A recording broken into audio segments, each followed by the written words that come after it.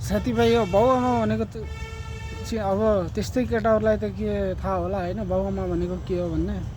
तर भोगेको बुझेको मान्छेलाई त केही कुरा थाहा छ क्या। भोलि बिहान तिमीहरूलाई पनि तिमीरा छोराछोरीले त्यस्तै गर्यो भने के होला। छोडिदेऊ यार, गाली क्लोज गर्नेको यो राम्रो कुरा पनि होइन होइन। केही रिसाबी केही छ भनेपछि सिधा भेटघाट गर्ने, झ्याम्म पारेर भेटेर हो क्या कुराकानी गर्ने। मेरो ग्याङ तेरो ग्याङ, ग्याङका त ग्याङै होला नि त यार होइन। देखाऊ आफ्नो पावर, भेटघाट गर्ने, भेट देखाउने। मासला गोरु लडाइ त्यो होला। ए तेरो आमा फल्ना गर्ने, तेरो बा फल्ना गर्ने। आमा बाउ, जुन आमा बाउले जन्म दिएर त यत्रो भएर घाइली गर्ने भयो होइन, त्यो आमाले जन्म नदिएको भए के हुन्थ्यो होला क्या। यो कुरा बुझो न केटा हो।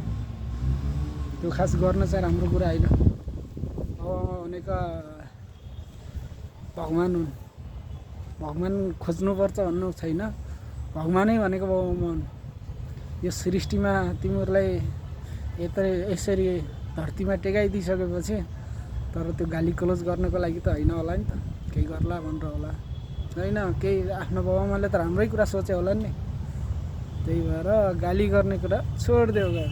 ए भाइरल हुने अरू उपाय छन्, गाओ नाचो डान्स गरो होइन, हामी जस्तै बोलो, केही छैन। एक दिन नहोला अर्को दिन अवश्य हुन्छ केटा हो।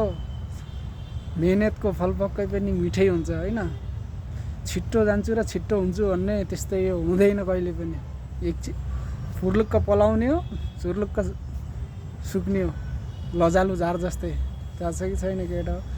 कसैले नछोइदियो भने पनि क्या दामी हुन्छ होइन, कसैले गएर छोइदियो भने झम्राक झम्रुक हुन्छ नि, त्यसै हो जिन्दगी भनेको। धेरै लामो छैन।